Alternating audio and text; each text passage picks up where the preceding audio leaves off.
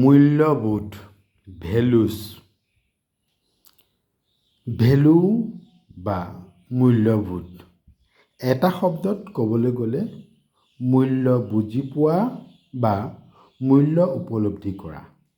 মূল্য মানে মৰ্যাদা, দাম বা ডিগনিটি।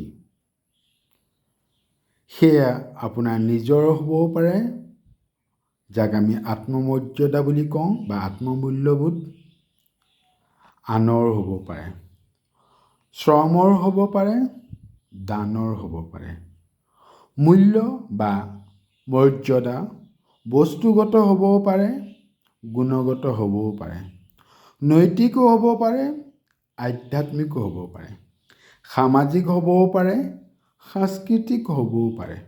মূল্য কিহৰ বা কোন শ্ৰেণীৰ সেইটোতকৈ বেছি গুৰুত্বপূৰ্ণ কথাটো হ'ল ইয়াক আমি বুজিছোঁ কিদৰে।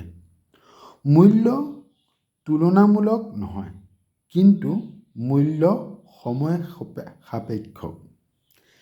কেতিয়াবা ইয়াক আৰ্থিক দৃষ্টিকোণৰ পৰা আমি জুখি চাব পাৰোঁ, কিন্তু কোনো মূল্যবোধকে আমি আৰ্থিক দৃষ্টিকোণৰ পৰা চোৱাটো উচিত নহয়।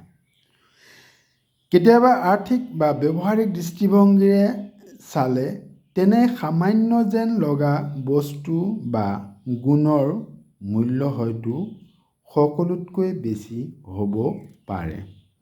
মূল্যবোধ কি, কিয়, কাক, কেনেকৈ আৰু কেতিয়া তাক কেইমিনিটমানৰ বক্তব্য এটাত বা দুটাত শেষ কৰাটো সম্ভৱ নহয়।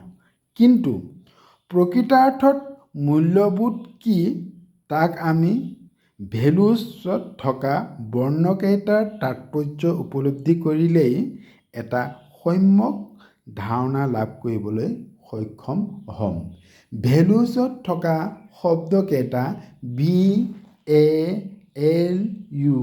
VALUES, অৰ্থাৎ এই প্ৰতিটো শব্দৰে একোটা অৰ্থ আৰু প্ৰতিটো বৰ্ণৰে একোটা অৰ্থ আৰু তাৰ তাৎপৰ্য আছে।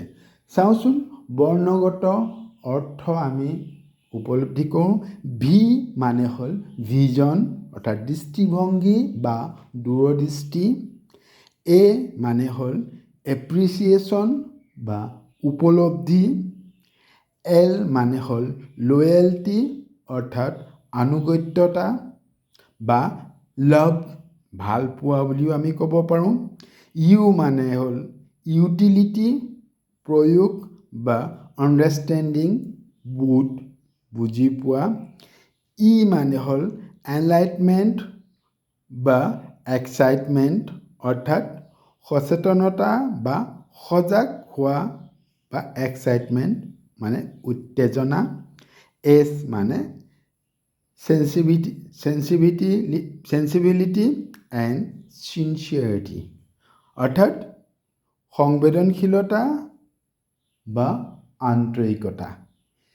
এই শব্দকেইটাৰ অৰ্থাৎ 6টা বৰ্ণৰ যদি আমি অৰ্থ নিজৰ ক্ষেত্ৰত, সামাজিক দৃষ্টিকোণৰ ফালৰ পৰা সমাজৰ ক্ষেত্ৰত, বস্তুগত দৃষ্টিকোণৰ পৰা বস্তুৰ ক্ষেত্ৰত বা গুণগত দৃষ্টিকোণৰ পৰা গুণৰ ক্ষেত্ৰত যদি আমি এই 7টা বা 6টা বৰ্ণৰ তাৎপৰ্য যদি আমি বুজিবলৈ বা উপলব্ধি কৰিবলৈ সক্ষম হ'ম, তেতিয়াহ'লে আমি এজন মূল্যবোধ সম্পন্ন ব্যক্তি হিচাপে নিজকে চিনাকি দিবলৈ সক্ষম হ'ম।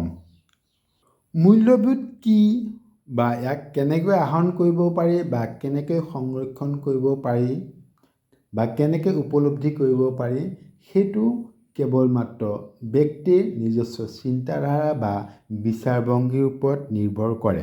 ইয়াৰ তাৎপৰ্য এইটোৱে যে কেতিয়াবা আমি দৈনন্দিন জীৱনত ব্যৱহাৰ কৰা কেইটামান ক্ষুদ্ৰ বস্তু উদাহৰণ লওঁ, যেনে চকমাটি, জুইশলা, ৰেভিনিউ টিকট, ৰাবাৰ বেণ্ড, কলম এটা ইত্যাদি। দেখাত তেনে ক্ষুদ্ৰ লগা এই বস্তুবোৰ সময় সাপেক্ষে আপোনাৰ হাতত থকা বা লগত থকা বহু লাখ টকীয়া বস্তুতকৈ বা সামগ্ৰীতকৈ বেছি গুৰুত্বপূৰ্ণ বা মহত্বপূৰ্ণ হয়। অৰ্থাৎ ইয়াৰ মৰ্যাদা সময় সাপেক্ষে যথেষ্ট বৃদ্ধি পাব পাৰে। বাস্তৱ উদাহৰণ এটা লওঁ।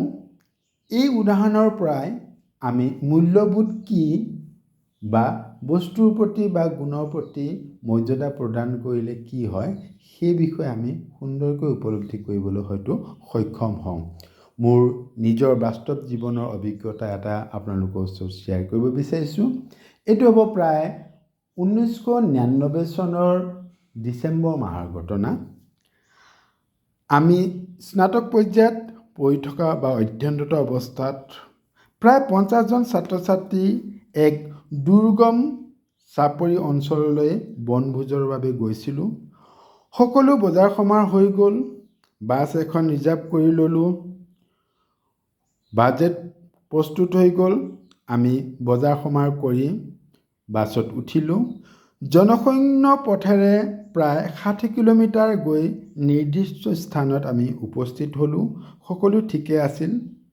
প্ৰাতঃ আহাৰৰ বাবে বা ব্ৰেকফাষ্টৰ বাবে যেতিয়া আমি চাহ বনাবলৈ আয়োজন কৰিলোঁ, তেতিয়া দেখা পালোঁ যে আমাৰ সামান্য বা ক্ষুদ্ৰতম মূল্যসম্পন্ন কিন্তু অতি গুৰুত্বপূৰ্ণ বস্তুৱে আমাৰ হাতত নাই।